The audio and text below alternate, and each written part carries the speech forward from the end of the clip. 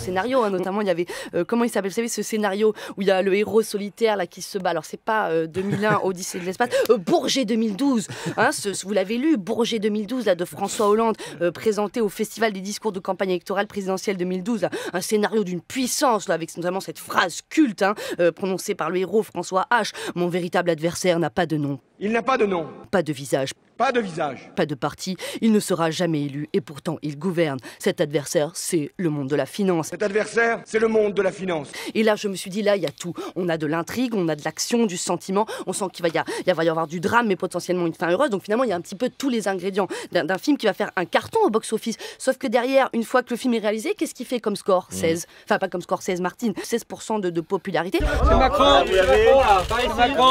c'est Macron là. Pourquoi? Parce qu'en réalisation, je suis désolée, François Hollande a de très grosses lacunes. Déjà, en rythmique de film, le rythme ne va pas du tout. C'est-à-dire qu'il attaque le film en disant mon véritable adversaire, c'est la finance. Sauf qu'au fur et à mesure que le film passe, le spectateur voit passer des ministres, des députés, des remaniements, et le combat n'arrive jamais. Cet amendement s'inscrit dans la même logique et avec les mêmes préoccupations que les précédents, à savoir assujettir les revenus financiers des sociétés financières et non financières à une contribution d'assurance vieillesse.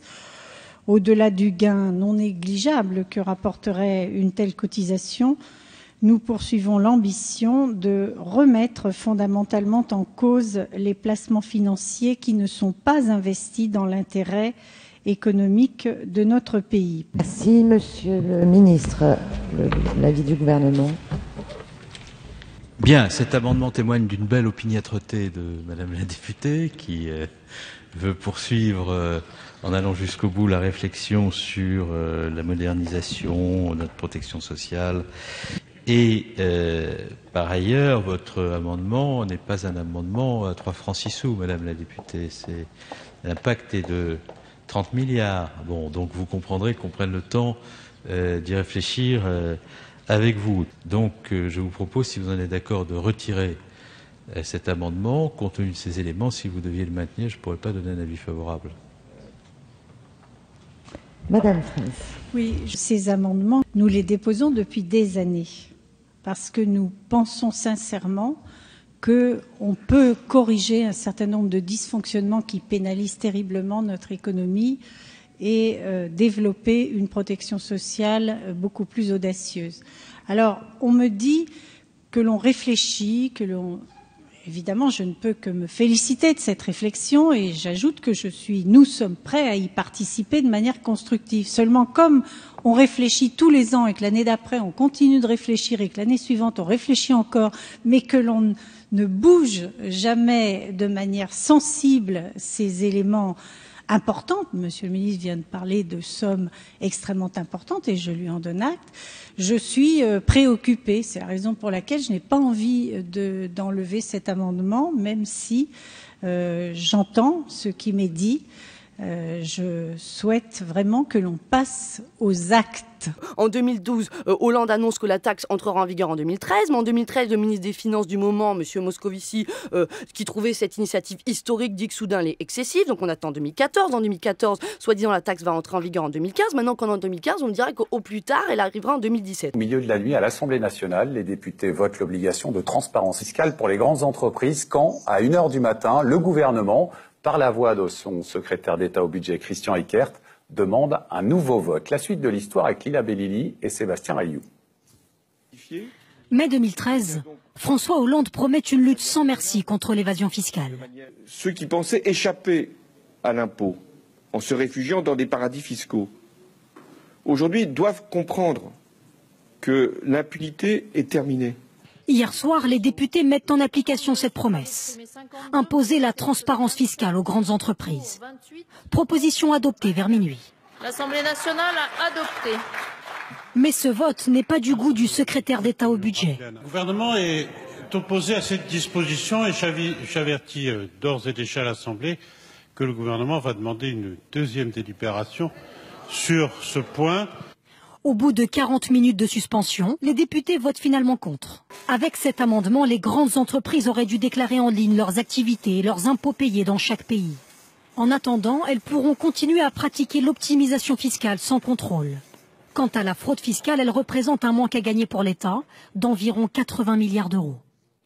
on voit arriver le générique de fin de mandat de 2017 que la bataille n'a pas encore commencé. Mais moi, je suis désolée, quand vous allez voir Batman, Dézingué, Pingouin ou Joker, on n'attend pas les 2/3 du film pour voir si Batman va envisager peut-être éventuellement de décocher un petit coup de poing à l'un de ses adversaires. Non, une fois la problématique exposée, il faut entrer dans l'action. Parce que si c'est trop long, trop mou, les téléspectateurs attendent, s'ennuient et du coup, les personnages perdent en crédibilité. Après, la question, c'est est-ce qu'ils avaient de la crédibilité? Là, c'est pareil, je ne sais pas qui fait le casting, mais je veux dire, Hollande dit qu'il va s'attaquer au monde de la finance et qui nomme à la tête de la Banque de France chargée quand même de surveiller les agissements des banques françaises. Il nous met l'ancien directeur de la BNP, François Villeroy de Gallo, un banquier pour surveiller les banques. Et après, il fera quoi? Pour le chaperon rouge, il recrutera un loup? Non, moi je vous le dis, François Hollande, qu'il se fasse des films, c'est une chose, mais sans Scorsese, ça va se corser.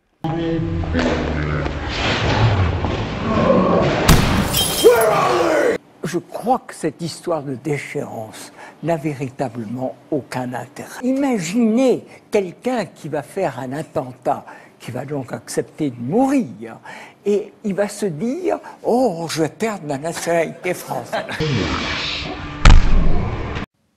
Vous protéger, c'est agir ici sur notre sol.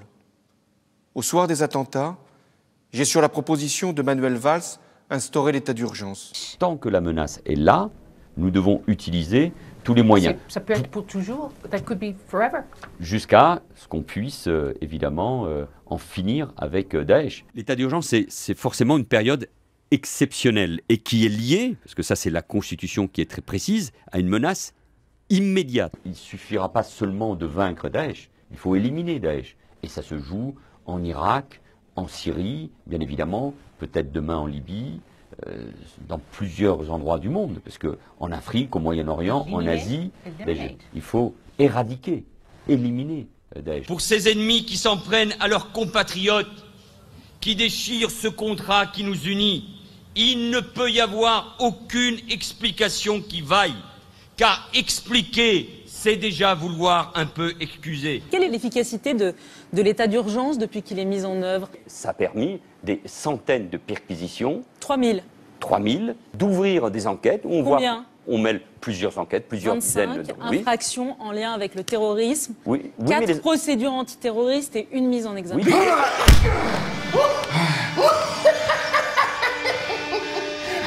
Le Premier ministre s'est rendu au siège de la compagnie à Roissy pour dénoncer la violence exercée par des manifestants échaudés par un nouveau plan de restructuration visant 2900 postes. Ces agissements sont l'œuvre de voyous. La justice devra identifier ceux qui se sont livrés à cette violence inqualifiable. On nous a demandé de faire des efforts, on les a fait. Nous, on a fait des efforts. 4 ans sans rien. Et c'est nous qui trinquons. Et on nous redemande aujourd'hui d'être gentils et de comprendre. Le défi, c'est celui de la survie d'Air France à terme. Et l'État actionnaire, représente 17% du capital, joue pleinement son rôle en soutenant la direction et en soutenant en tout cas la nécessité de véritables réformes pour Air France, pour éviter des licenciements et pour éviter surtout des pertes financières. Et pour éviter surtout des pertes financières. Pertes financières. Mais quelle politesse! Est-ce qu'on aurait le droit de dialoguer, de parler?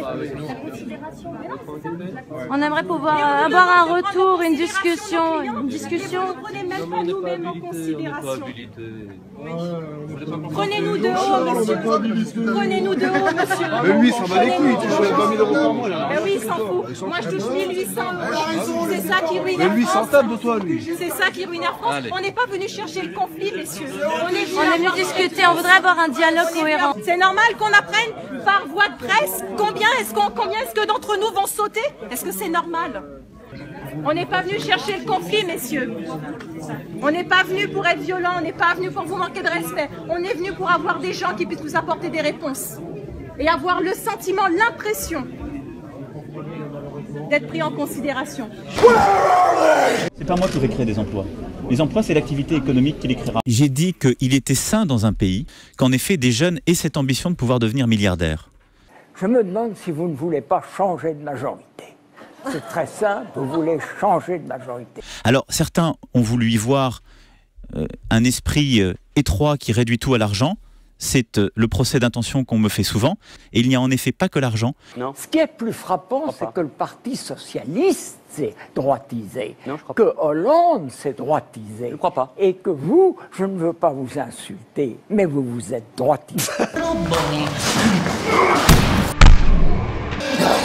Quant à la procédure elle-même, elle est prévue par la Constitution et elle nous a permis de faire adopter ce texte, qui aurait pu l'être avec une majorité qui était sans doute là, mais qu'il fallait plutôt ne pas vérifier pour ne pas perdre de temps. Quand il y a quelques mois, François Hollande a fait le bilan, il s'est dit bon, alors le chômage, j'y arrive pas, la finance, c'est trop compliqué, le vote des étrangers, oula, même pas en rêve.